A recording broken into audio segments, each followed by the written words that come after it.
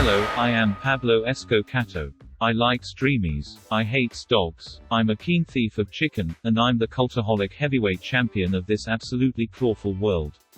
Welcome to the Cataholic predictions for AEW Revolution 2021, where several cathletic men will battle it out for nothing. This one is just for fun. I'm going to sit this one out, but perhaps come Fastlane, this championship will be on the line for any animal who want to take me on. There's not a single possibility that I will lose this title, though. You gotta be kidding me? I'm a formidable opponent. Anyway, here's the absolutely pawsome Ross with the matches. Why, thank you very much, Pablo, you saucy little devil. But first of all, of course, on the buy-in, we have the tag team tandem of Thunder Rosa and Riho taking on Dr. Britt Baker, D.M.D, and Rebel. So this could easily go one of two ways for me. One way would be the heels getting their comeuppance after Britt Baker defeated Thunder Rosa thanks to the help of Rebel at Beach Break, but I am banking on a throwaway commentary line that was mentioned on this week's Dynamite, where the commentators did mention that Rebel is struggling with an injury, and if she wants to, or if she gets to, or if she's allowed to, Dr. Britt Baker, D.M.D, is allowed to name a surprise tag team partner. But that's the route I'm going down, and that surprise tag team partner, and try this one on for size, everybody, Thea Trinidad. So Thea Trinidad and Dr. Britt Baker, D.M.D, for the victory here. I think we're going to see Rosa get her pay-per-view victory here back over Baker, and while it's getting there, you know, it is starting to pick up some traction. I think this could be the feud that brings the AEW women's division into the forefront of a lot of people's minds. So yeah, I'm going for Riho and Thunder Rosa to win this one. So this is a bit of a tricky one to kick things off because Dr. Britt Baker, D.M.D, is potentially set to pick a brand new tag team partner because a couple of weeks back on Dynamite, Rebel/Reba was injured at the hands of Nyla Rose, so Britt Baker may have to pick a new partner if Reba isn't fit to compete on Sunday. So who knows who that might be? It might be someone from the NWA women's roster, the Impact women's roster, maybe someone from AEW's women's roster. Who knows? I don't have a bloody clue. And although a win here would do Britt Baker the world of good, I think on paper the team of Riho and Thunder Rosa, although thrown together, they look really, really strong, and I think they will have too much for whatever team they come up against on Sunday, whether that is Britt Baker and Reba or Britt Baker and a mystery partner. So yeah, kicking things off with a lovely little babyface win. Good stuff. I think when the Eliminator Tournament brackets were revealed, a lot of people expected to see Britt Baker end up in the finals, if not win the bloody thing and go on to challenge Shida here on the pay-per-view. But obviously that hasn't happened. It's surprising to see her on the pre-show alongside some of the other talent involved, but I'm picking Britt and Rebel to win for that reason, give their team a win to make up for the fact that Britt Baker won't be on the main card. But this could go either way. It's seeming as though recently the AEW's women's division is going to be focused around Britt Baker and Thunder Rosa perhaps as well. And because they're on opposing teams on this one, I was like, who am I going to pick? But ultimately, I'm going for Thunder Rosa and Riho to pick up the win here because I can see Thunder Rosa getting another title shot at Shida before Britt Baker does, and potentially even dropping the belt to Thunder Rosa down the line. So I am going for Thunder Rosa and Riho to pick up the win in this one. Next up, we have the Casino Tag Team Royale for a future AEW World Tag Team Championship match where roughly several million tag teams are all taking part. My head is saying Pac and Rey Fenix for this one, but my head is also saying, would AEW do another tag team match with the Young Bucks and Rey Fenix involved with massive stakes on the line, as nice as that would be? So I'm going with my heart, and my heart is screaming proud and powerful. Imagine how good it would be. I presume this match is going to take place before the AEW World Tag Team Championship match at Revolution. So imagine if Proud and Powerful won the Battle Royale, the implications that would be on the line before that Tag Team Championship match took place. On one hand, we could have Proud and Powerful going up against the Young Bucks. Yes and no, they've done it before, but bloody hell, Proud and Powerful are woefully underutilized, woefully overshadowed as part of the inner circle these days. They need to break away and become their own thing, in my own opinion. And also the other implications, if Jericho and MJF do win the tag team titles, Proud and Powerful against them. There's so many interesting, well, there's two interesting ways, isn't there, Ross? Two interesting ways there, but Proud and Powerful for the victory here. There are so many options for this match, and I started thinking maybe we'd have Death Triangle take it. I started thinking maybe we could have Uno and Grayson take it. but I'm trying to think logically here. I'm trying to use my brain and you know, just trust in it once and see, hopefully it pays off. But I've gone for Private Party, and I've done this because they're probably the most prominent, or at least one of the most prominent tag teams in the division, and I think it would make sense from a standpoint that they can further their relationship here with Big Money Matt by winning this one. And also, we know they're capable of great tag team matches. We know that it will be a solid championship match if they are to win it. So yeah, I'm taking Private Party in this one. Such a tough one to call here because of the sheer amount of bodies that are going to be in this Battle Royal. I mean, how many tag teams are going to be in there? 13, 14 teams, maybe 15? I can't even count that high. Tony Khan, slow down with your tag team Battle Royals. But nevertheless, here I am picking Death Triangle members Pac and Ray Bloody Phoenix. I love Ray Phoenix. I love Pac as well, but Ray Phoenix lately, he's become one of my favorite wrestlers, if not my favorite wrestler.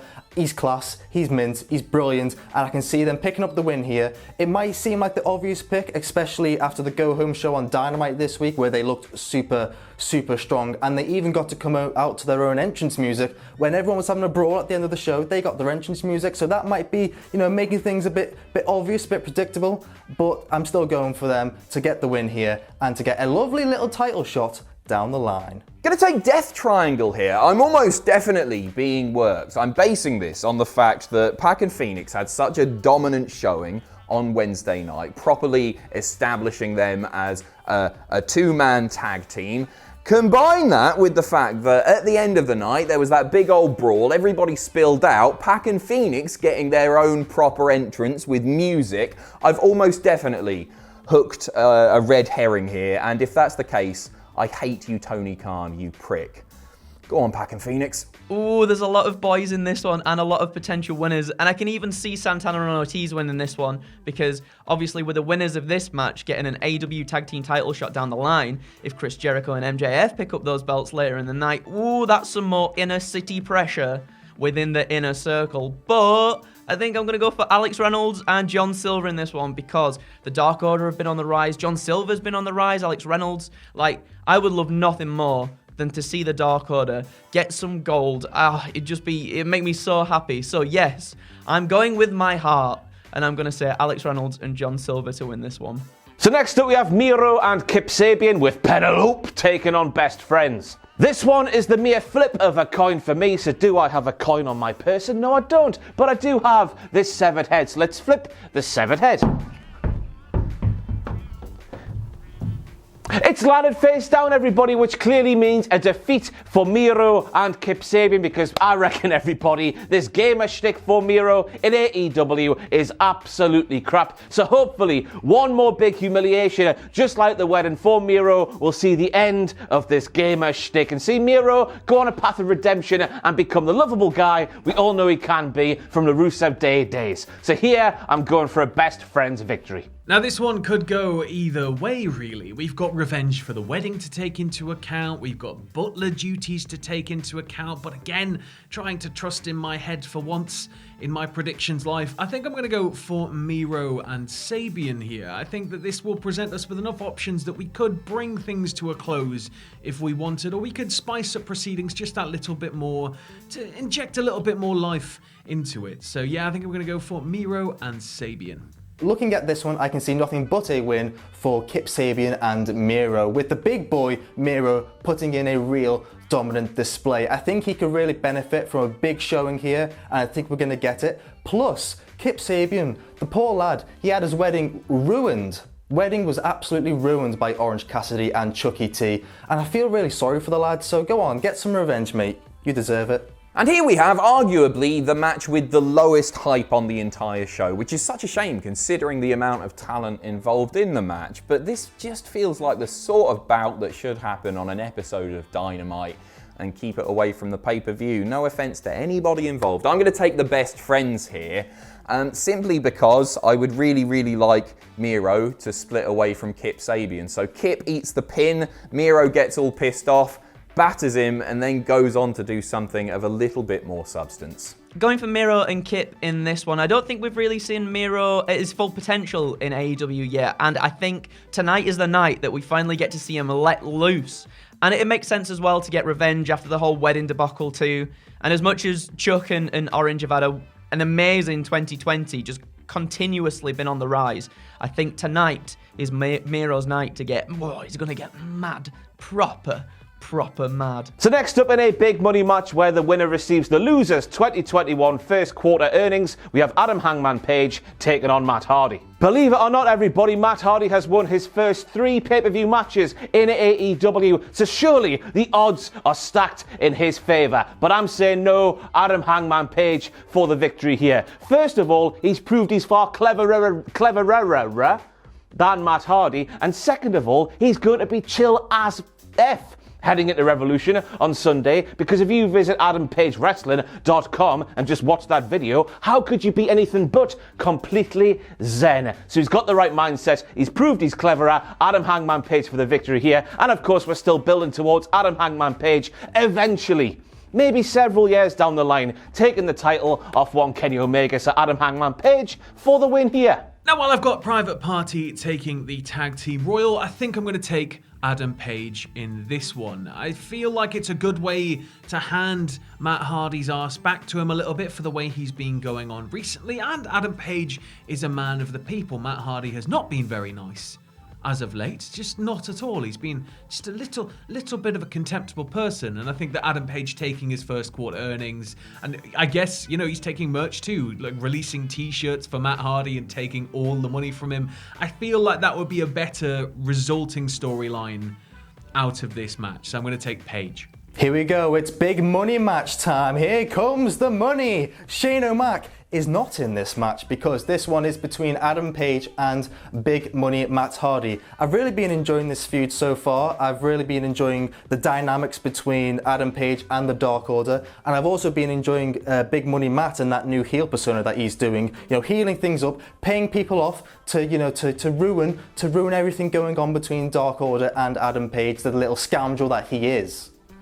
Matt, not Adam Page. And with Matt being the scoundrel that he is, I can see Adam Page picking up the win here, and in the next couple of weeks on Dynamite, maybe we will get some funny backstage skits between Adam Page and the Dark Order, spending Matt's first quarter earnings in the most ridiculous ways possible. They'll have a great time doing it, and hopefully we can all have a great time watching it, and watching Matt cry and squirm, watching all his money being poured down the drain. This is obviously just a feud to keep Adam Page busy until he can get into the world title picture where he belongs. But because it seems like, if we're listening to Tony Khan, that Mox and Omega, their feud will continue after Sunday's pay-per-view, I'm actually picking Matt Hardy here for a big upset win. I think it would play really nicely into Matt's character. He would be able to hold the victory and the fact that he's taken a quarter of Adam Page's yearly earnings. He could hold that over Adam Page. Adam Page won't be able to afford any whiskey or lovely, beautiful cowboy shirts, and then Page gets his revenge a little bit later on down the line before rising up the card, as I say, where he belongs. Matt Hardy, he's been a horrible Healy boy recently, hasn't he? Been taking all the dollary dues off all the wrestlers there, getting huge percentages from their wages. And I think tonight is the night for Matt to get his comeuppance. I think Mr. Hangman Page, I think Matt's going to be on the other end of a buckshot lariat. 1, 2, 3, done and dusted. And then perhaps even maybe a persona change for Matt as well after this. I do quite like this persona of his, but it's not my favourite one. So maybe a persona change would be lovely. So yes, I'm going for the everyday drinking cowboy man doing the cowboy pow pow pow. I'm going for Hangman Adam Page on this one.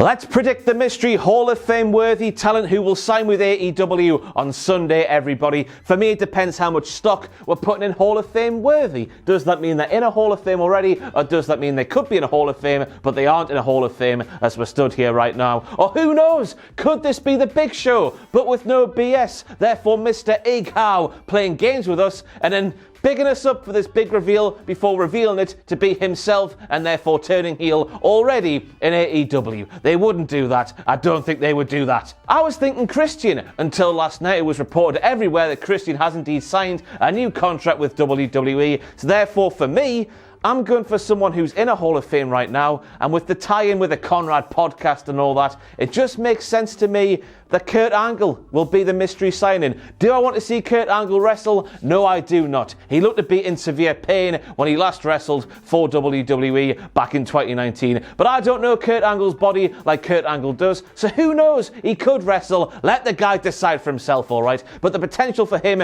to be a manager of so many people on the roster, the possibilities are endless. So therefore, Kurt Angle for me will be the mystery signing, this big talent who will be an asset to AEW or whatever Hikaru said in that promo on Dynamite. For the Hall of Fame level signing, I felt like we were being thrown off the scent a little bit because the word talent was used. But then I started to realize, well, talent is kind of a catch-all word. Talent can mean, they're from a different area. They're from a different area of expertise that isn't wrestling, which is how I guess a lot of people took it, myself included. But then the more I thought of it, the more I realized, well, no, talent just refers to, it's like a mass word used for everybody who appears on screen, mainly the wrestlers. So, have we got the talent's hotel booked? Have we got all this stuff? Are the flights booked for the talent?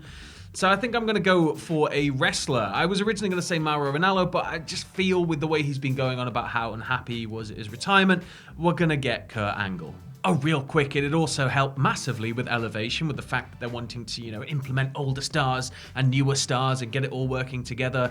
Angle would be great for that, wouldn't he? So the big announcement by Paulie White here on AEW's huge new signing, someone who is Hall of Fame worthy, but not yet in the Hall of Fame, which makes me think it's not someone like Kurt Angle, who I've heard mentioned previously.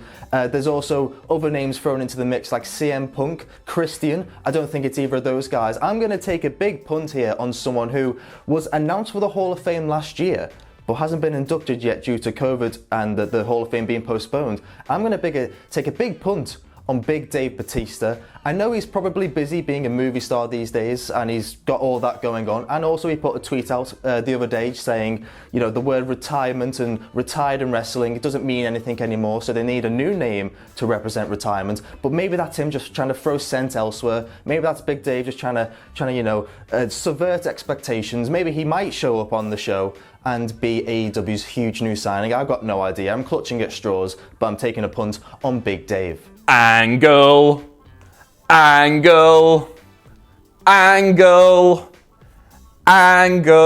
I know Paul White said it was a Hall of Fame worthy talent, but Angle is worthy of the Hall of Fame.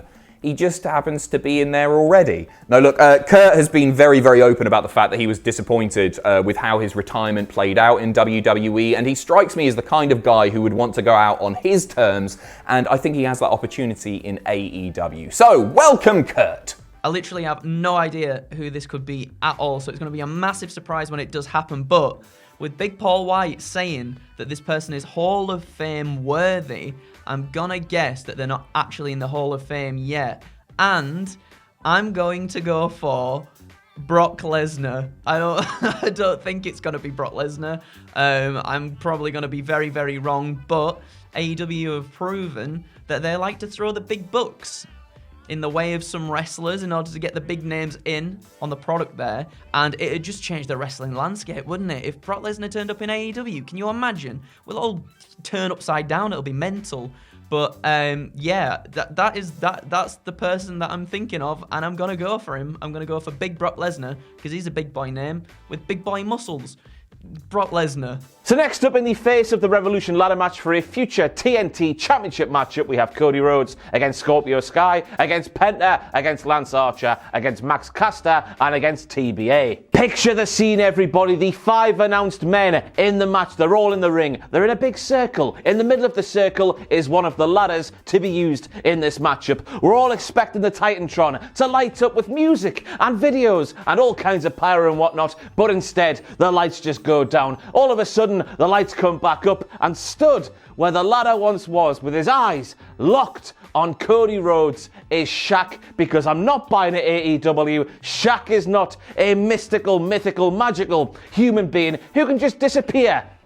Just like that. It was weird how that happened on this week's Dynamite and how it wasn't referenced again throughout the episode, so surely this little bow here needs tied up so Shaq to appear and Shaq to just attack Cody Rhodes relentlessly, and it'll be fantastic. As for the winner of the matchup though, I like the sound of Scorpio Sky being the face of the Revolution, because on this week's Dynamite he was notably considerably more of a dick, I thought. There's being confident than there's being a dickhead, and Scorpio Sky, he was a dickhead, so face of the Revolution, it just fits, and he's got a lovely handsome face as well, but also he's very cool. He's too cool for school. He's the face of the Revolution. He'll lead a revolt. He doesn't care what your mom says. He's Scorpio Sky, and he's gonna win. Now, I've got a big shout. A big shout in this one. I was originally going to go for Speedball Bailey. He was on a travel ban from the US after a visa issue, which is 2016, so it's expired now, or at least I thought it had. Apparently, the incident in question took place on the 17th of March, and it was a flat 5 years, then he's not going to be able, to come back until the 17th of March this year. So with that in mind, I started looking a little further afield, and I realized that with the recent slew of performance center signings, there was one person in particular I thought was going to be there that was missing, and that is Ethan Page. So I feel like he would be a massive get for any company, but he'd be a huge get for AEW here, and I feel like putting him in here and having him win could be just monumental. So I'm going to say Ethan Page and Ethan Page to pick up the victory. This is such a tricky one to call because AEW absolutely love surprise entrants, don't they? We've seen it so many times in the past. When there's a big pay-per-view, they'll have a match with a big, to-be-announced participant. We saw it last year, actually, with Brian Cage in the Casino Ladder match. He made his big AEW debut there, winning that match, and we could see history repeat itself here. But my pick is not the surprise entrant, who I think will be Kenta. Ever since Kenta knocked down that forbidden door by showing up on Dynamite a few weeks ago and having that feud with Jon Moxley over the IWGP US Heavyweight title, possibilities now are endless, and I think that working relationship is on good terms, and maybe we will see Kenta show up once again here as the surprise entrant. But my pick for the winner is Lance Archer. I think a win here for Lance Archer would do him the world of good, and I think he's due a big push, and a match between him and Darby Allin down the line for the TNT title really does interest me. I don't think they've wrestled before, so that would be a really intriguing match to see and see how it plays out. I've just realised as well in my head, Cody Rhodes is in this match, and Cody Rhodes absolutely loves that TNT title. He's been involved in the title scene ever since the belt's inception last year, so Shaq, if you're free on Sunday, can you come and cost Cody the match? You disappeared from that ambulance on Dynamite this week, so can you just reappear now if you're free? If you're not busy doing NBA shows and stuff, can you just reappear now and cost Cody the match? Just shake the ladder when he's going to go and grab the title. That'll do me a world of good, because I've got Lance Archer to win here. Go on, Lance, you can do it. Considering Shaq did an Undertaker on Wednesday night and teleported out the back of an ambulance in very spooky style, I think he is going to be the mystery man in this match. But that doesn't mean I think he is going to win the thing. No, he's going to go straight after Cody, and either we will see a bigger bump than what we saw on Wednesday night with Shaq being taken out off a ladder through a few tables, or he will put Cody through a few tables of his own. Either way, both men with that spot are going to be taken out of the match. So who's going to win it? I'm going for an outsider on this one. I'm going for Penta. The fact that he was announced without having to qualify for the match makes me think that maybe they've got plans for a solo run for him, and then maybe Pac and Phoenix end up winning the tag titles down the line, and we've got a death triangle with all the gold. But we will see. So we come to the ladder match now, and the surprise entrant I'm going to pick is Ethan Page. I've seen a lot of speculation online about this one. Obviously, he had his last match with Impact at Hard to Kill, and he's expressed his dislike for that match. We haven't really seen him on TV since, so it would be nice to see him pop up on AEW. I think that would be really cool. Also, I think there were reports circulating around at the end of last year about Darby Allin and Ethan Page wanting to rekindle their feud that they had in Evolve, which I would be down to see. I'd be all down for that. So yes, I'm going to go for Ethan Page to be the surprise boy in the match. But as for the winner themselves, I'm going to go for Lance Archer in this one. I think he's been doing Really good stuff. He's had a lot of momentum going into this match. He's beaten the likes of Eddie Kingston and Rey Fenix, and there just seems to be a lot of a buzz behind him, which is really nice to see. And I think a shot at the TNT Championship and even a run with the TNT Championship as well would really cement all this big buzz going on behind him. So, yes, I'm going to go for Lance Archer to win this one. Next up, we have Brian Cage and Ricky Starks versus Darby Allin and Sting in a street fight. Let's do some maths, right? Team Taz has 5 people. Sting and Darby Allin have 1.5 people. Sorry, Sting, but you're getting on a bit now, Bonnie lad. But still, somehow, the 5 younger men of Team Taz still can't quite match up to the 1.5 men of Sting and Darby Allin. So therefore, I'm going for a victory for Sting and Darby Allin, merely based off the build to this matchup where Team Taz have proven they're not just soft, but they're also a little bit stupid. Why, Sting and Darby Allin? We'll get you one of these days as we stand here on the stage and just point our fingers at you endlessly. They've looked stupid in this build-up, so the only way for me for this one to end is Sting and Darby Allin getting their hands raised in a silly, wonderful, stupid street fight. Looking forward to this one. It's Sting's first match in 5 years, and while Darby's going to do, most of the actual, fighting and getting everybody on side, because he's Darby Allin, how can you not get behind him? You can't bet against the Stinger. Nah, not happening. So when this match was first announced, I was super excited to see Sting make his AEW debut in the street fight. But ever since then, each week, Sting's just been coming out, cutting promos, and just trying to keep things ticking along until the pay-per-view. And it's just got a bit tiresome, to be honest. Thankfully, since then, things have heated up in the build-up to this match. We've had Darby Allin being kidnapped, which was, a bit nasty of Team Taz. We've had Sting being powerbombed by big old Brian Cage. Again, a bit nasty, a bit uncalled for. He is in his 60s now, Brian Cage, calm down. But, all of this has added a little bit of spice to the street fight. And ever since this match was first announced, I had it in my head that Sting was going to win his first AEW match. He lost his first match in WWE to the game Triple H, and I don't think AEW are going to make that mistake again. So I think a big old win here for the father-son duo, Sting and Darby Allin. Go on, lads. Team Taz have looked like Team Little Bitch a whole lot in the build to this one, running away from Sting countless times, and they're going to lose here too. Sure, there's a chance that Darby might eat the pin, but this is Sting's return match, and the only way that I really see this ending is with Ricky Starks locked in a Scorpion deathlock, tapping like a little bitch. Finally, the match is here. No more scheduled talks, hopefully. No more coming out to the ring and nothing happening. I think this is the one. I'm excited to see this. I've got my fingers crossed that this is going to be good. Team Taz have been getting the upper hand in this one quite a bit leading up to it. So I'm going to go for Darby Allin and Sting to win this one. It's Sting's first big pay-per-view back in a very, very long time.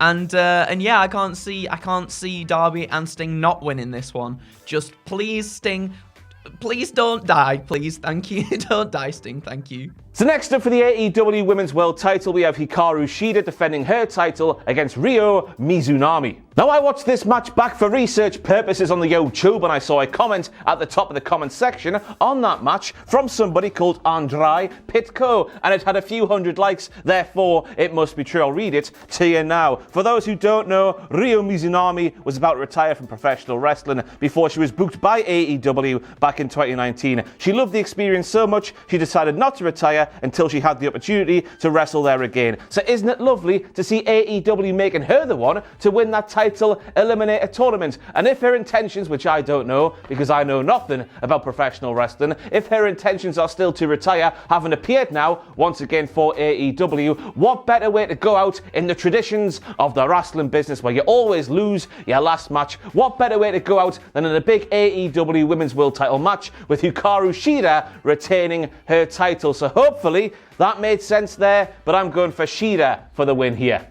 This is another one that I feel could go either way again. And while Mizunami, is a formidable foe here and somebody that Shida is really going to have to bring her all to face, I don't know if I can see them taking the title off her yet. I don't know if it's better to leave the title with her and have another AEW talent take the belt from her, if that makes sense. So I don't know why, but my gut's just telling me to go for Shida. I was very surprised at the outcome for the AEW Women's Title Eliminator Tournament, with the winner of the tournament being Riho Mizunami. I was really expecting to see Thunder Rosa or maybe Britt Baker pick up the win and challenge Shida for the title here, but nevertheless, here we are. And while this match has not had a whole lot of build-up besides the tournament itself to determine the number one contender in Mizunami, I can really see these two going out here and, if given the time, putting on a really good match, and I can see Shida retaining the gold here, keeping this lengthy title reign going, looking really strong in the process, and hopefully in the build up to the next pay-per-view we can see another real challenger step up, and hopefully we can build up to a real high stakes match between the two. But for this one anyway, Shida to retain. Shida is going to retain here for sure. I think Mizunami was really impressive on Wednesday night in her match with Nyla Rose, and I see this match as being excellent. Do not sleep on it, but I can't see Shida dropping the title to somebody who is relatively unknown to such a large chunk of the audience. It could go either way, and my prediction might have been different had they featured the tournament itself a bit more heavily, especially on TV, but they didn't, so Shida's reign will continue. I'm taking Shida to win this one. Even though Mizunami has been through a grueling tournament, it's been fantastic. Go and watch it. Go and watch it if you've not watched it yet. Yeah, I can see Shida picking up the win here and then eventually dropping it to either Thunder Rosa or Britt Baker down the line. And now with Shida being the longest reigning AEW Women's Champion, I can also see them building a big old storyline behind that for when she finally does drop the belt. So yes, I am taking Shida to win this one. Next up for the AEW World Tag Team titles, we have the champions, the Young Bucks, defending against Chris Jericho and MJF of the Inner Circle. How could Chris Jericho and MJF do that to Papa Buck, wholesome Papa Buck, who's gave birth to some beautiful, wholesome boys, and possibly come out of this match with a victory? Quite frankly, everybody, if Chris Jericho and MJF come out of this matchup with a victory, then professional wrestling is morally corrupt. Oh wait, it already is. Yeah, even though I personally find them really unlikable, I reckon the Young Bucks will win here because of the way the storyline has been set up. The heels will get their comeuppance after doing some terrible things to Papa Buck. Plus, I guess the Young Bucks, they haven't held the titles for all too long, and there's plenty of matchups they could have from here on out. Plus, I don't see the Inner Circle lasting as a whole, as it is right now, for all much too longer. So the Bucks for the victory here. Revenge for Papa Buck. Now, with Sami living rent-free in the Inner Circle's heads, I think that it's odds on he's going to be involved in some way, shape, or form in this match, and it's going to lead to a victory for the Bucks. I don't think he's going to get in the ring and, do their job for them, but even him coming out onto the ramp is going to cause a sufficient enough distraction for them to be able to retain their belts and keep them nice and safe for the next challengers. So yeah, I keep messing up with these. I keep just going off on one and not definitively stating who I think is going to win. So yeah, I think it's the Young Bucks. Yeah. Big tag team title match now, and I am picking the Young Bucks to retain the gold here. I think that the Inner Circle have a lot of issues in their camp as it is, and I can really see Sammy Guevara getting involved here, costing the Inner Circle the match by targeting MJF, continuing their feud, which could potentially lead to a one-on-one match at the next pay-per-view. And also, let's not forget, Jericho and MJF almost killed Papa Buck. What's that about, lads? No need. So yeah, Matt and Nick, the Young Bucks, to pick up the win here, to retain the gold, and most importantly, to get some revenge, some sweet, sweet revenge for Papa Buck. Go on, lads, do your dad proud. Taking the Bucks here simply because you do not mess with Papa Buck and get away with it. It wouldn't surprise me if Sami shows his little face and costs the Inner Circle the match, although the Bucks might do it clean and we'll see Sami return at a later date, but I'm definitely taking the Bucks here. It could go either way in this one. As I was saying earlier, if Santana and Ortiz win the tag team tournament match for the AEW Tag Team Championship shot later down the line, if MJF and Chris Jericho pick up the belts here, the more beef within the Inner Circle. But I'm going to go for the Young Bucks to win this one because I think Sammy Guevara might make a little appearance and cost his former friends the tag team titles. So I am going with Young Bucks to retain here. And next up in an exploding barbed wire death match for the AEW World title, we have Kenneth Omega, the champion, defending against Jon Moxley. And of course, in the build-up to this matchup, Jon Moxley has said it so many times, what a great way it would be to go out of the world of professional wrestling by dying in this exploding barbed wire death match. So I reckon with, Renee at home and Moxley thinking, oh, sweet child of mine, I'm coming home to take care of you. He'll lose this matchup here, go and have a few months at home with Renee, and then come back and try and kill Kenny Omega back for killing him on Sunday at Revolution. Plenty of explosions to happen here. I cannot wait to see what Gan's doing. Ultimately, the real winner here is going to be the fans, isn't it? But I can't just pick the fans because I'd 100% not win. They're not just going to give the match to the... You know what I'm talking about. And while this feels like it could be in Moxley's wheelhouse, he is an ultra-violent wrestler, I just feel like Kenny's been very crafty. And he's been very, very crafty like a fox over this slow build. And something's telling me that he's, of course, going to manage to find a way to eke out the win here and retain. Or everything blows up and both men are nowhere to be seen and it's ruled a draw as the ceiling of the arena flies off into space. So you decide. I've honestly got no idea what to expect in this match. It's going to be insane. It's going to be brutal. But these lads are used to these brutal matches. They had their lights out match at All Out, which I think was in 2019. Jon Moxley picked up the win on that night. But this night, on Sunday, I'm going for Mr. V-Trigger himself, Kenny Omega, to retain the AEW title. I can see Kenny picking up the win here because it's his first major title defense on pay-per-view, and also I think this could be a good opportunity to write Moxley off TV because he's going to be a dad, everyone. So Mox, you go out there, you enjoy your barbed wire, you enjoy your exploding deathmatchy-ness things, and then go home and sit back, relax, and have a nice cup of tea because you're going to need it because this is going to be an insane, brutal match. But sadly, you're not going to be recapturing the AEW title.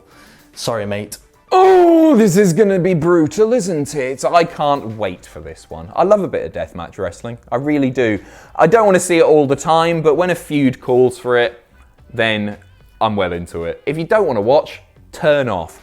I am taking Kenny Omega to retain here because I think that the only person that is going to take that belt away from Kenny Omega is eventually Adam Hangman Page. And I'm probably a fool for doing so, I'm listening to Tony Khan, who said that this feud is probably going to continue after Revolution, so it makes no sense for Moxley to win the belt here, even though he has significantly more deathmatch experience. Kenny's going to win by nefarious means Can you have nefarious means in a death match? In an exploding barbed wire death match? It's all pretty nefarious, isn't it?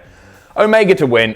I'm so very excited to see some explosions and some barbed wire and lots of death. Yes. No death. Let's not actually have any death. But I can't see anybody other than Omega coming out on top on this one. Jon Moxley, this is more of his wheelhouse, even though this is more of his kind of match. He's got a little baby Moxley on the way, hasn't he, with Renee? So I can see him losing in spectacular fashion here and then going off to have some time away with his family. So ultimately, I am taking Kenny Omega to win this one. And all the explosion. Good, that. So that was it for the Cultaholic Wrestling predictions. Remember to catch Adam's live stream while the pay-per-view is happening on Sunday night on the Cultaholic Wrestling YouTube channel, while we'll have what happened at Graded and WTF moments for you on Monday. I'm off to go and steal a chicken, and lock Tom in the bathroom for several hours until he cries. Toodles.